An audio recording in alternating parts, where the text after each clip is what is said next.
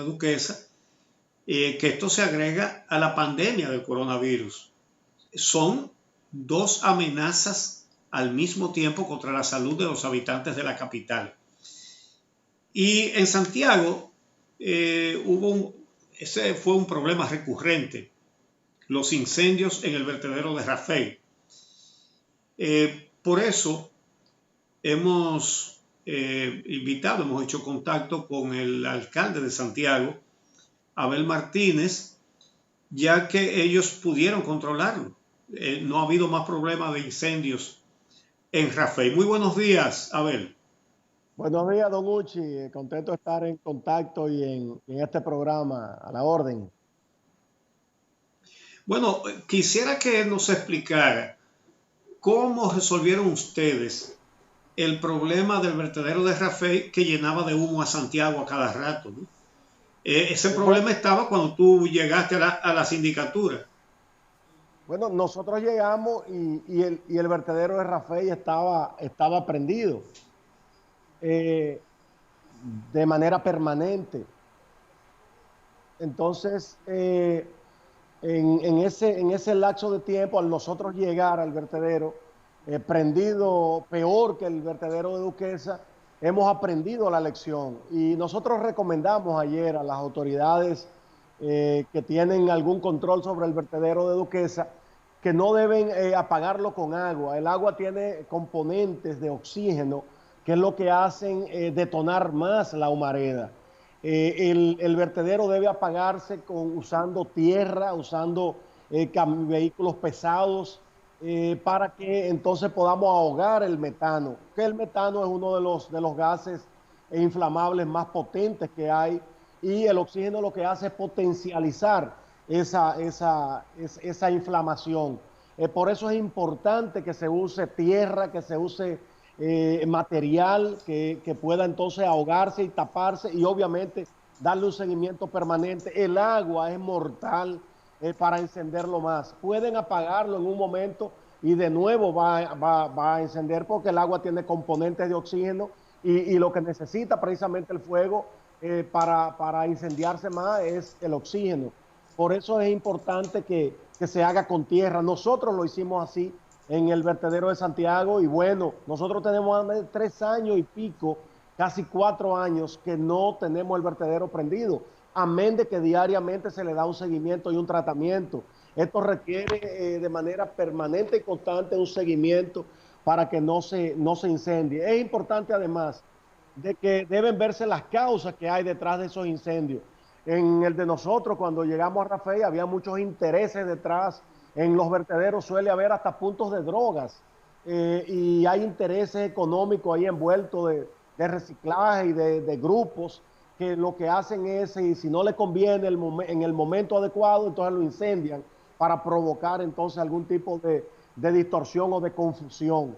Eso es importante averiguarlo, pero sobre todo el vertedero de Duquesa hay que ponerle mucha atención porque si hay desechos hospitalarios que no han sido tratados de manera adecuada, entonces se va a potencializar el daño que se le va a hacer a las ciudades que se impacte de manera directa con esta humareda.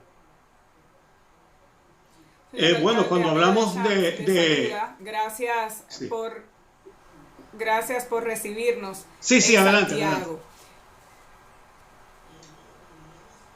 Señor alcalde, ¿me escucha?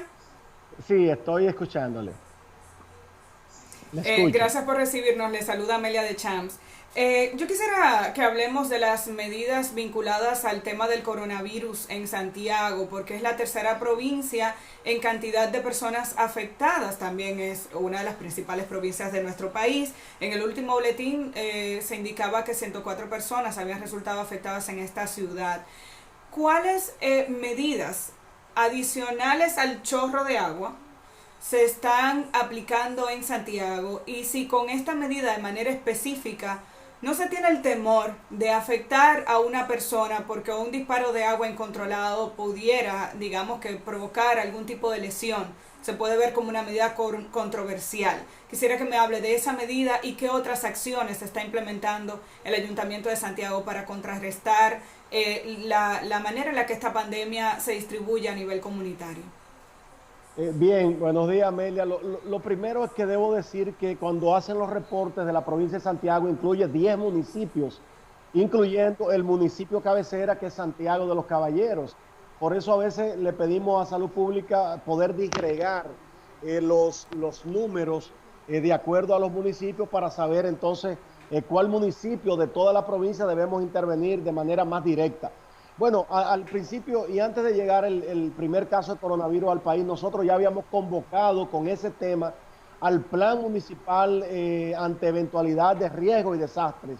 Eso lo hicimos, inmediatamente comenzamos a tomar medidas como cierre de cines, suspensión de actividades y espectáculos públicos, no permiso para maratones, para ciclismo, ordenamos que los bares no fueran abiertos, una serie de medidas que iban en la dirección y bueno, a los días también el Poder Ejecutivo tomó ya esas decisiones en todo el país. Desde el primer momento hemos estado en el frente de batalla, en los mercados, hemos llevado una labor en Santiago de desinfección, higienización. El enemigo más mortal que tiene el coronavirus es la higiene, es la limpieza. Y en eso hemos estado educando. Y un reto que tuvimos reciente fue lo que tiene que ver con el distanciamiento físico, que es vital, es fundamental para contrarrestar esta pandemia. Y obviamente en los supermercados, en los bancos, en las oficinas remesadoras no se estaba tomando eso en serio. Nosotros llevamos comisiones del ayuntamiento a hablar en los supermercados, en los bancos. No nos dio resultado en la fila, la verdad, la gente no reaccionaba, no hacía caso. Llevamos altoparlantes diciéndole que eran zonas de peligro, pusimos letreros y tampoco daba el resultado esperado hasta que se nos ocurrió de que usáramos a los bomberos y camiones del ayuntamiento y camionetas con agua e hidrolavadoras que pudieran servir de persuasión en las filas. Y mire, le voy a decir una cosa, yo creo que hoy incluso podemos dejar de llevar los bomberos a la fila y las filas se están haciendo a 1,5 metros y 2 metros de distancia en los bancos, en los supermercados, en las oficinas remesadoras. Nosotros no hemos tenido que tirar una sola gota de agua y qué bueno, porque la idea no es mojar a la gente, la idea es salvar a la gente. Y si tenemos que una amenaza como esa de que te vamos a mojar, si no te colocas bien en la fila, lo preferimos a que la gente siga contagiándose y siga violando lo que es el distanciamiento físico. No solo el distanciamiento social, la gente confunde distanciamiento social con el distanciamiento físico. El distanciamiento físico es vital y fundamental y bueno, lo hemos logrado en casi un 90% en lo que tiene que ver con la fila. Aunque junto con esta medida nosotros solicitamos y llamamos al señor Simón Lizardo del Banco de Reserva, que a su vez habló con las asociaciones de bancos y se ha logrado de que las sucursales abran, de que los bancos no cierren a las 12, sino que extiendan el horario hasta las 2:30 de la tarde. Y todas esas medidas han ayudado. Obviamente, todo junto con esto, nosotros no hemos parado de limpiar. En Santiago no hay un solo vertedero. Usted se traslada a Santiago, a cualquier barrio, zona residencial, urbanización, calles o callejones, y al igual que en los últimos años, no hay un solo vertedero, porque esos son focos de contaminación y además producen mosquitos. El dengue también es una enfermedad que anda y es peligrosa y es mortal. Te da dengue en medio de esta pandemia y es una sentencia de muerte. Hemos estado higienizando junto con obras públicas en las calles y avenidas, limpiando los centros hospitalarios, parqueos de supermercados, de farmacias, de bancos, limpiándolo con detergente y con materiales químicos que puedan contrarrestar de manera efectiva con el germen del coronavirus. Junto con esto hemos desinfectado más de 2 veces, calle por calle, barrio por barrio, urbanización por urbanización, a todo el municipio de Santiago. Esas son medidas que se ha logrado junto a otras que llevan las autoridades de salud pública, la Policía Nacional, las gobernaciones, que tienen que ver ya con el seguimiento a los pacientes. Tenemos en Santiago disponibilidad de camas mayor que la cantidad de afectados que se van internando. En Santiago hemos logrado unir a todos los sectores empresariales, las asociaciones. Esta alcaldía está en contacto directo con más de 30 organizaciones de la sociedad civil, emprendiendo acciones, ideando otras a favor de esta lucha que llevamos todos contra esta pandemia. Abel, aparte de la amenaza del agua, la amenaza acuática, ¿verdad? ¿Cuáles son las principales dificultades que han encontrado para el cumplimiento de la población? Porque no hay duda de que en el país entero se ha producido una conducta, no en la mayoría de la gente está cumpliendo, pero siempre hay desaprensivos que, como ya se ha denunciado, ponen un juego de dominó, una gallera improvisada, y se juntan diferentes personas, a veces, y no solamente la clase más pobre, que son los más compelidos a salir porque en su casa quizás no pueden soportar, sino que gente acomodada hace actividades sociales en azoteas y todo ese tipo de cosas. ¿Cuáles son aparte de lo de los bomberos, cuáles son las principales dificultades que han encontrado ustedes para que la gente cumpla y qué han hecho para disuadirlos? Mire, la lucha más grande la hemos tenido precisamente con la falta de conciencia ciudadana. Hemos estado en esa lucha permanente. Yo recuerdo que el toque de queda en Santiago todos los días eran cientos y cientos de apresados que no respetaban el toque de queda luego de las 5 de la tarde. Se nos ocurrió llamar al magistrado fiscal, el magistrado Núñez, que es el procurador fiscal de Santiago, y le dije, magistrado, mire, se están agarrando cientos de personas, pero eso parece que no le importa a la gente. Vamos a tomar una medida que se la estoy proponiendo, usted dentro de sus facultades legales, cuando de la policía le lleven al otro día al Palacio de Justicia esos detenidos, mándemelo al ayuntamiento, que yo lo voy a poner a barrer, lo voy a poner a limpiar hospitales, lo voy a poner a limpiar cañadas, y vamos a ponerlo un día completo a que hagan trabajos comunitarios, y que esto sirva un poco de mensaje para la gente de que si usted no respeta el toque de queda, lo vamos a esperar en el ayuntamiento.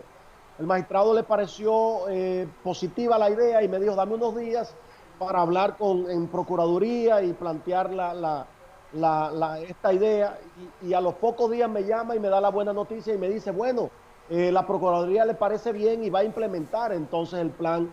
Y al otro día empezamos con 60 detenidos que fueron aprehendidos, que fueron llevados al Palacio de Justicia y nos lo llevaron aquí, nos lo trajeron aquí al ayuntamiento y lo pusimos a barrer.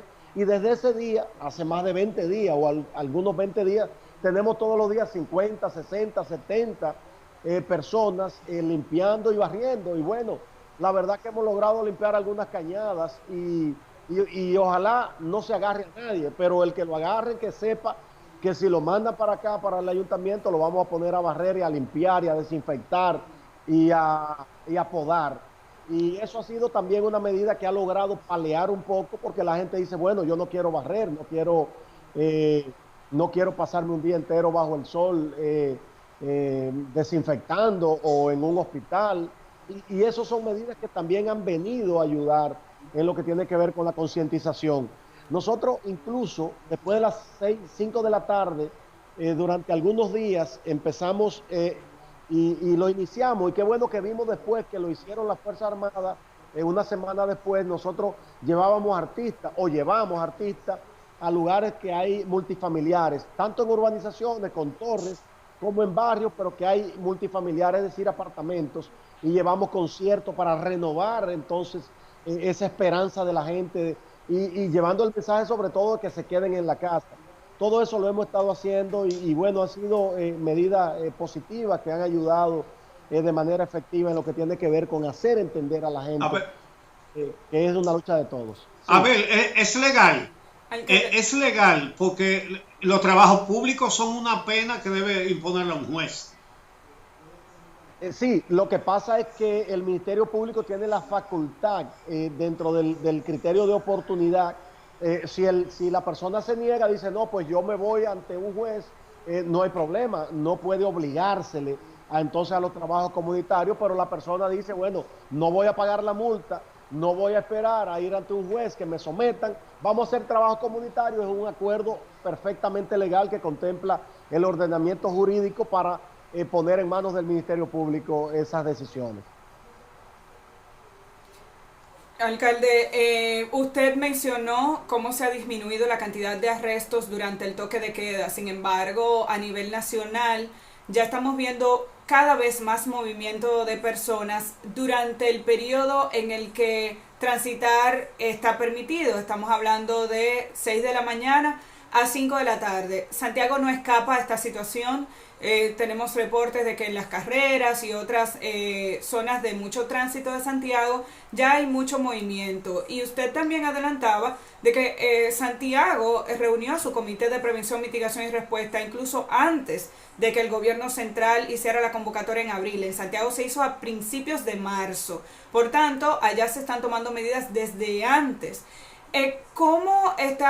¿Qué tipo de aportes se está haciendo la alcaldía o desde el comité de PMR para disminuir el impacto económico y social que han tenido todas estas medidas en los comercios, en los empleos, en el día a día de la población? Y si están haciendo ustedes algún tipo de recomendación al gobierno central para atender estas necesidades que ya comienzan a salir por el tiempo que tenemos confinados.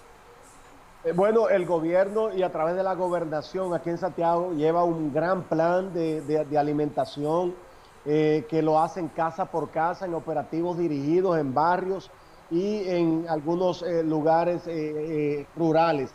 Pero el impacto económico a nivel mundial, y lo decía la Organización Mundial de Trabajo, que más de la mitad de los trabajadores, es decir, unos 3.200 millones de trabajadores corren el riesgo de tener oportunidades de sobrevivir laboralmente precisamente por la crisis de la pandemia. En República Dominicana hemos logrado subsistir y bueno, hay efectos que lo estamos sintiendo en Santiago, en todo el país y en el mundo, pero estamos luchando desde el gobierno y desde el sector empresarial para que el impacto sea lo menos lesivo a la gente. Por eso los planes que el gobierno ha anunciado, que tienen que ver con la tarjeta Solidaridad, con bonos, con los planes de comida, de alimentación, y de alguna manera el comercio no ha estado nulo. Hay movimiento económico que a veces lo importante no es que tú dejes de trabajar, lo importante es que tú mantengas el distanciamiento social, que mantengas las normas de higiene, porque en nuestro caso, por ejemplo, en el ayuntamiento tenemos más de 1.000 trabajadores en la calle diariamente. Nosotros estamos en el frente de batalla, los servicios del ayuntamiento siguen de manera inalterable y no hay el primer caso de coronavirus en nuestros empleados. Pero, ¿qué es lo importante? Llevar a cabo el protocolo de higiene adecuado. En el caso de Santiago, bien, alcalde, bueno, pues, de manera específica, ¿usted tiene una idea del impacto económico que puede tener eso para su población, esta situación? ¿O algún temor? Bueno, claro que sí, todos tenemos el temor y obviamente nos preocupa sobre todo el sector informal, que no puede ni siquiera, no tiene acceso a la seguridad social. Y bueno, estos planes del gobierno, si tú estás de manera informal, entonces no te va a llegar porque es a través de la tributación que se hace a través de las empresas al Estado. Entonces, sí preocupa lo que tiene que ver con los negocios informales, la gente que se gana la vida en el día a día. Y eso es preocupante y tenemos que poner atención. Pero lo más importante en esto es que salvemos vidas, que a veces nos olvidemos un poquito de que en una empresa, en un negocio, se va a disminuir la ganancia, ya habrá tiempo para recuperarnos. Ahora lo que tenemos que sobrevivir. Este es un enemigo y es una guerra que no distingue sector, que no distingue época, es un enemigo invisible que depende de cada uno de nosotros precisamente luchar por él, contra él. Bueno, pues muchísimas gracias al alcalde de Santiago, el reelecto alcalde de Santiago, Abel Martínez, por su buena disposición para recibir este contacto con nosotros y con el público de El Día. Muchísimas gracias, Abel Martínez. Ahora hacemos una pausa. Sí, en el próximo segmento vamos a hablar y no se pierdan esto, con el neumólogo, el doctor Ramón Toribio, del Hospital General Plaza de la Salud, con quien vamos a hablar sobre esta contaminación por el incendio del vertedero de Duquesa. ¿Qué estamos respirando? ¿Qué es lo que estamos respirando? Bueno, ya Abel Martínez dijo que en gran parte metanol, ¿verdad? Los gases tóxicos, el humo que produce en el organismo humano, cómo podemos aminorar o atenuar los daños que nos hace a nosotros y a nuestra familia y sobre todo a los niños esta humareda. No se pierdan esa entrevista. Así que regresamos en un momento con el neumólogo doctor Ramón Toribio.